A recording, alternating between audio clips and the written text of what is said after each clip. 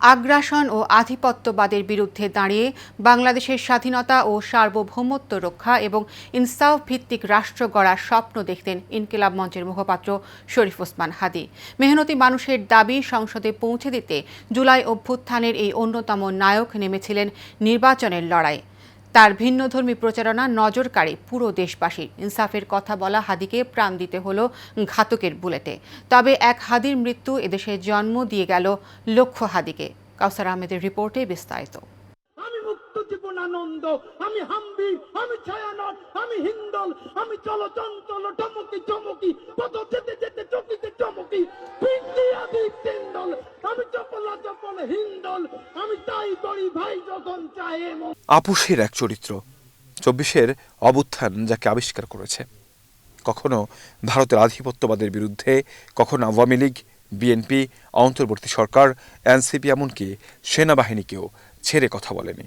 আল্লাহর কসম ওয়াদা করে বলছি, ইনকিলাব মঞ্চের অন্তত একটা কর্মীও বেঁচে থাকতে খুনি, ফ্যাসিস্ট, গণহত্যাকারী আওয়ামী লীগের পুনর্বাসন চলবে না। শহীদ জিয়ার বিএনপিকে দিল্লির দাস হতে দিব না। এই মাত্র একটা বছর আগে আমাদের হাজারো হাজারো শহীদ যেই গুলিতে শহীদ হয়েছে, এর চেয়ে দামি গুলি তো আর্মি আমাদের উপরে ব্যবহার করতে পারবে না।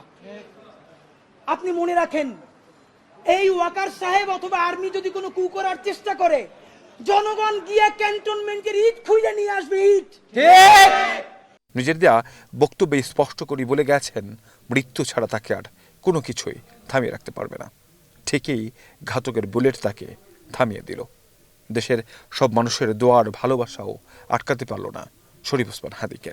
সবাই যখন মৃত্যুটাকে ভীষণ ভয় পায়, আমি তখন হাসতে হাসতে আল্লাহর কাছে ভীষণ সন্তুষ্টি নিয়ে পৌঁছতে চাই যে আমি একটা ন্যূনতম ওই জীবনটা লিড করতে পারলাম, যে আমি একটা ইনসাফের হাসি নিয়ে আমি আমার আল্লাহর কাছে পৌঁছতে চাই।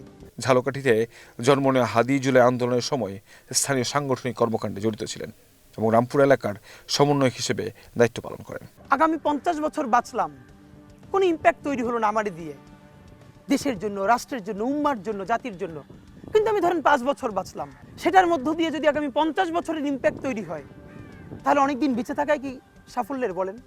24 সালের জুলাই গণ অভ্যুত্থান ও পরবর্তী সময়ে বাংলাদেশ আওয়ামী লীগকে নিষিদ্ধ করার দাবিতে হওয়া আন্দোলনের অন্যতম তরুণ নেতৃত্বের একজন ছিলেন হাদী।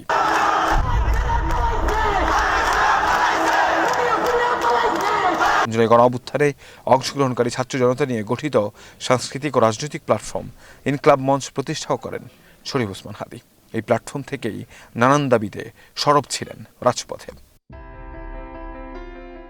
ত্রয়োদশ জাতীয় সংসদ নির্বাচনে ঢাকা ৮ আসন থেকে প্রার্থী হওয়ার ঘোষণাও দেন শরীফ ওসমান হাদী।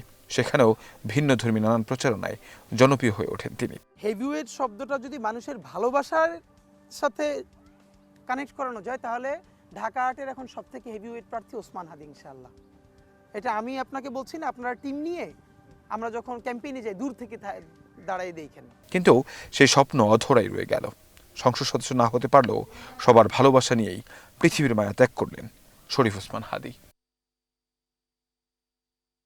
কাউসার আহমেদ, এশিয়ান টেলিভিশন, ঢাকা।